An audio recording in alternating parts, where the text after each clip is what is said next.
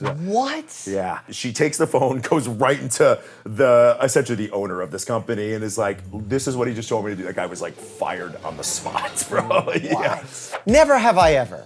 We've done it with a fellow doctor, but this time I'm joined by a firefighter. Fire Department Chronicles in the house, baby. You ready? Let's do it. Boom. Never have I ever removed anything strange from a person's body.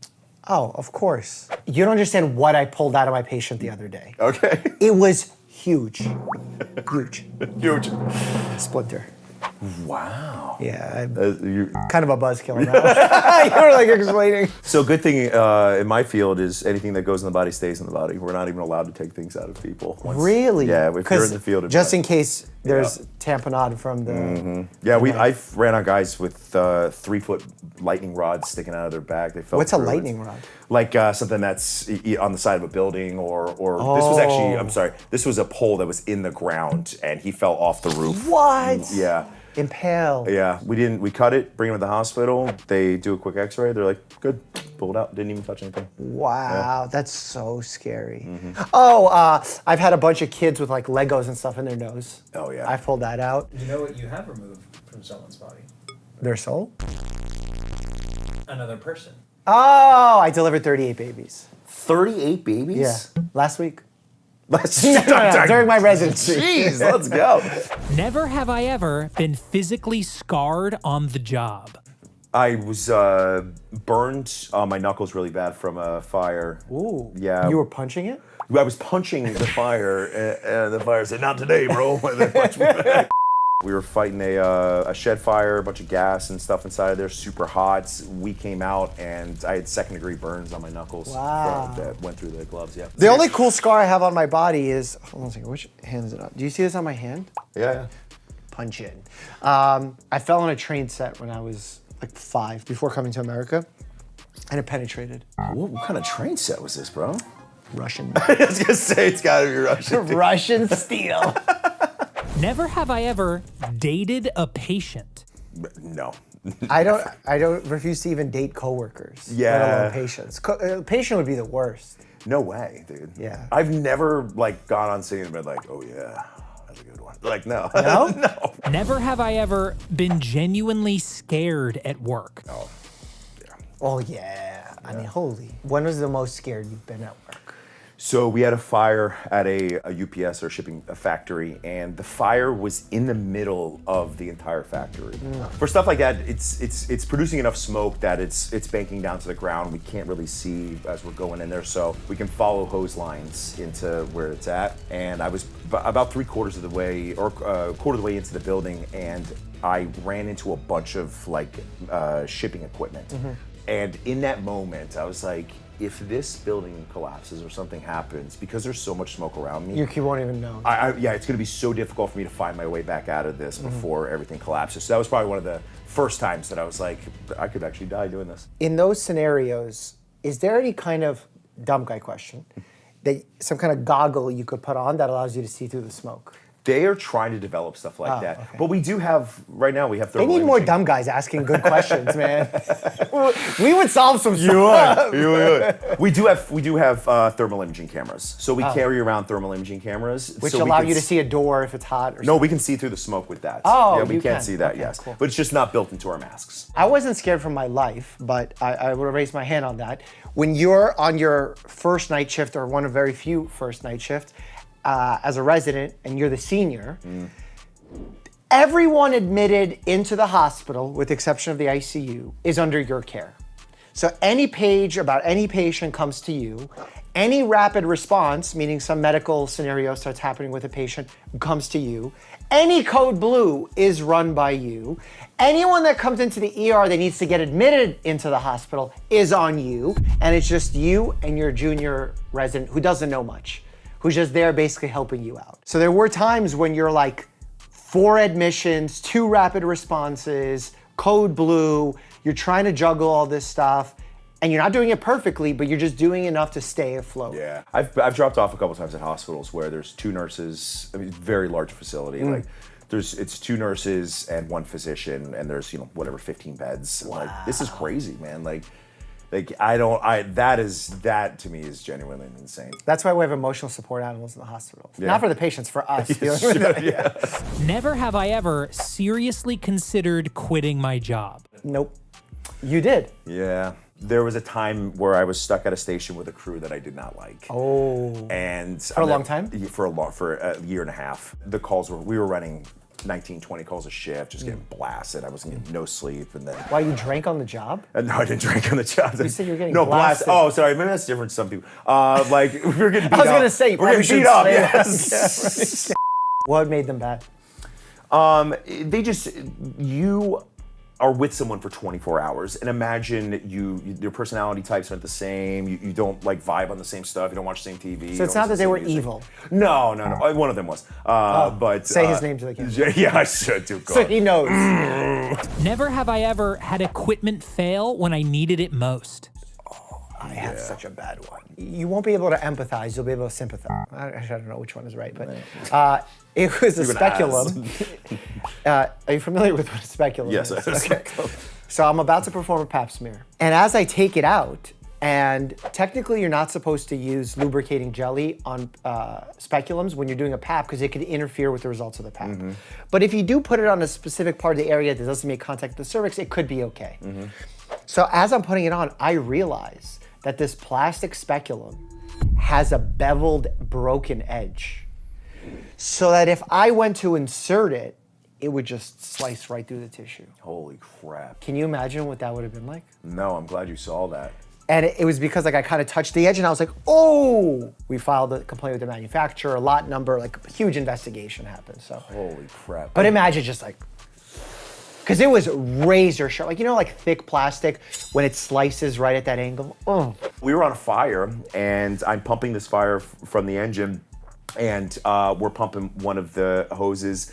They say we need a second one because the fire. When you say pumping, I don't know what actually that Oh, sorry. So is that opening the... So when we pull up on fires, we have a pump that's inside of the fire engine that we turn on through what's called a PTO system, and it spins. And it pushes the water out at the pressure. So it's just a button, or like are you manually? No, I have to pull open tank to pump is what it's called, and then the engine spins and then it pushes out through discharges. So I'm pumping one of those out. Everything's fine. They say we need a second line, a second hose because the fire's spreading. So we go to pump the second one, and the pump just starts to fail.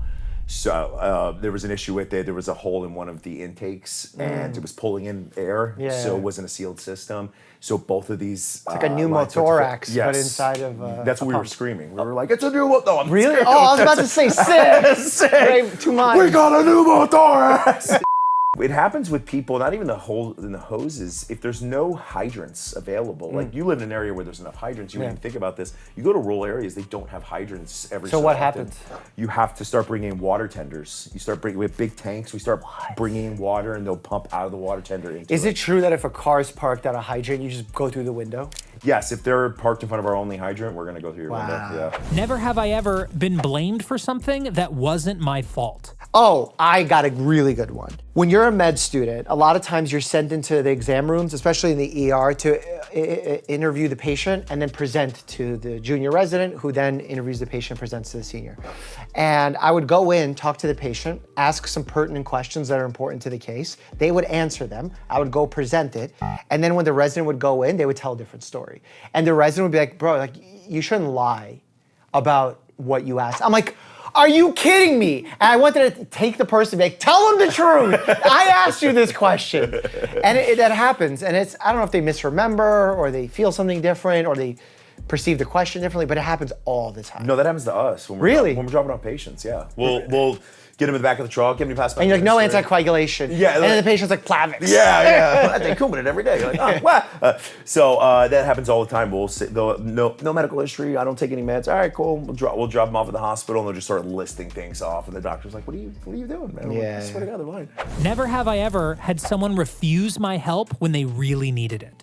One of my favorite things ever was we show up to this lady, and she says, hey, my husband needs to go to the hospital. I'm like, sir, you want to go to the hospital? He's like, I want to go to the hospital. I'm like, come on, you should go to the hospital. She's saying, she's like, his foot, he's got to go. He's like, I'm not going, I'm fine. All right, fine. She goes, can you just can you just look at his foot before you leave? Because we're not allowed to take people, it's kidnapping, that kind of thing. I was like, all right, fine. Is it kidnapping? If someone says, I do not want to go to the hospital, they're alert and oriented, then we're not allowed to take them. Assuming they're not a danger to themselves or anything. But isn't, like, if they're sick and you think they need to go, isn't that a danger to themselves? I mean, what are we talking? Like their leg hurts? It's but they gangrenous. So I go to look at his foot.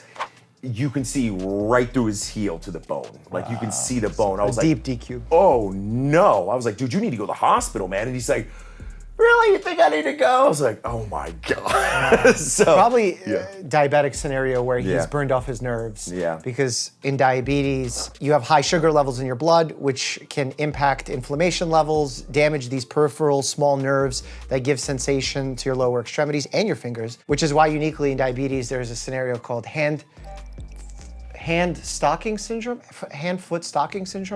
And it's like you lose sensation in your hands and feet because of the diabetes. when we got him in the rescue, he was like a super cool dude. He was like, I guess I should go, man. I'm like, yeah, you're. Oh, so he did go. You're about to die. Yes. Oh, Yeah. that's No, good. So at that point, I'm like, you're going to the hospital. Yeah. Just so we're clear, you Yeah. gotta go, dude. I had a patient similarly, also foot, come into our office and was just recently hospitalized, left AMA against medical advice.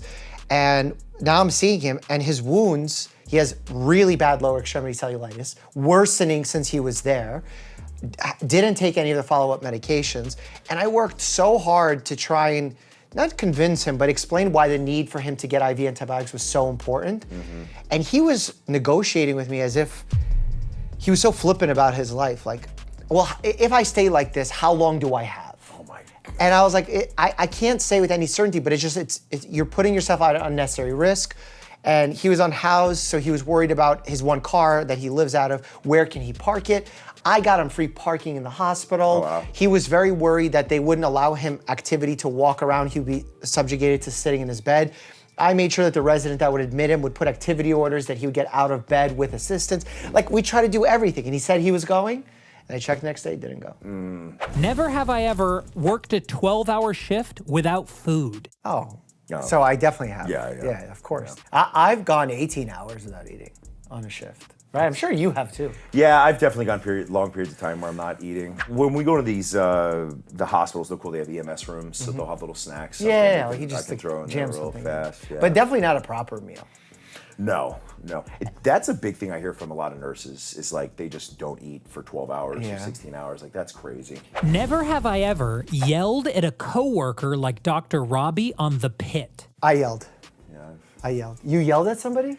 You strike me as such a nice guy, so calm, chill. God, you're the first person to ever say that about me. That's insane. We were arguing about something that happened on a call. Neither of us were very happy about it. And once I start rolling, I become quite passionate. Okay. It was, Well, passion is good. yeah. I got into an argument with one of my nurses. She's been on this channel. She's awesome. Her name is Nurse Ginny. She's been a nurse for 175 years. Oh, nice. And I asked her to order an EKG because in looking at the patient's labs, they were hyperkalemic, elevated potassium, and I needed to make sure that there was no arrhythmia as a result. She assumed that I was saying that the patient had chest pain and needed an EKG, and was like, the patient has no chest pain, I'm not ordering an EKG, leave me alone, I'm busy. And I was getting really mad. I said, you don't understand why I need an EKG. I need an EKG. She's like, you're always bossing me around. I'm not getting an EKG. You don't need an EKG. There's no chest pain. And then my boss came in, he settled it, and we're okay. Oh, that's good. Yeah. But we had that mom-son relationship. Yeah. Where she was my mom. Yeah. I wasn't her mom. Never have I ever thought a coworker should be fired. I think at all points in time, in some sort of point in time. Yeah, which one? Say the coworker's What's his name, bud? Let's get him. Let's get him What's out. his Let's get him name, out. When I was a med student, I was rotating through all sorts of different medical hospitals and clinics. And I remember I was on my surgery rotation and I was scrubbing into a procedure. I believe there was a small tumor identified in the chest cavity. And we were going in to take a biopsy of it. And the chief resident was in the room along with the attending. And they started operating, and they're being very casual. All of a sudden, the resident goes, shit. And the surgeon goes, what? He goes, I think I may have nicked the heart. And everyone freaks out. He's like, no, you didn't. Step over, no, you didn't. And they're like, you can't really see, it was really bad access. So they're feeling with their hands, they can't tell. The blood's pouring out. We can't tell if it's just a bleeder or he actually nicked like the pericardium. So we're freaking out. No one knows what to do. And he's like, that's it, crack him. So right then and there, crack the side of the ribs, open up the chest fully, convert it to open. Turns out it was just a little bleeder, didn't nick the heart. And here's where the bad part is, because everyone's allowed like an error. That's human error. It's part of the risks of going for the procedure. The chief resident was really upset, and the surgeon very arrogantly goes, what are you upset about? Well, this guy works for UPS. You get disabilities, you should be chilling. Oh. And I was like, wow, man, you f***ing lost your humanity. Like full on, gone. You see people get burnout in the medical field or in all fields, but and it's a sad day to see that, man. Just to lose that humanity. No, I had a supervisor. I was working for an ambulance company, and the supervisor decided he could control the overtime and when people could get it or not. So this girl comes in. She says she wants the overtime or wants to be on a specific truck, and he says, "Okay, here's my phone. You go in the bathroom and figure out what you want to do with this phone, and if the pictures are right, then I'll give you that." What? Yeah. So good news is she takes the phone, goes right into essentially the owner of this company, and is like, "This is what he just told me to do." That guy was like fired on the spot, bro. Yeah. Bro, Yeah, like that means if that comfort level was there, he's doing that before. Oh yeah. Yeah, just openly, like, here you go. But I'm glad she went right into the person that owned the place. Cheers to her for standing up for herself. Yeah. Never have I ever laughed at work when I probably shouldn't have.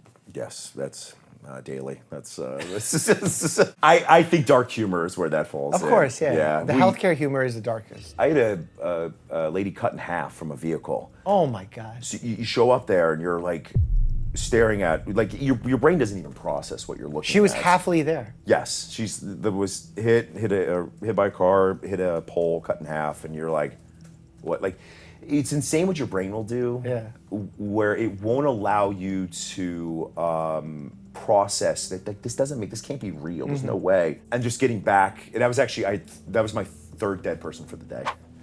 So, and you're having 20 calls in that. Yeah. So I got back to and I was like trying to write the report, and my captain was like, "You good, bro?" Like, I was like, "I'm alive."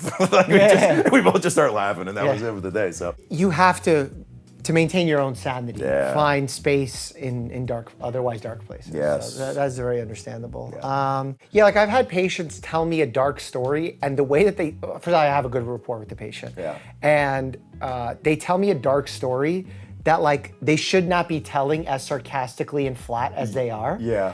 And it made me laugh. And I apologize to the patient. I go, no, I still laugh at this too. Oh, wow. And they're telling me something tragic. Yeah. But we both found some humor in it. And I'm like, I shouldn't be laughing. And he goes, I know, I shouldn't be laughing. And I explained, I'm like, the reason I'm laughing right now is because of the way you're presenting this. And they go, no, I totally get it. So thank God. I learned a lot about firefighters, but if you want to learn some more, click here to check out my reaction to Chicago Fire. As always, stay happy and healthy.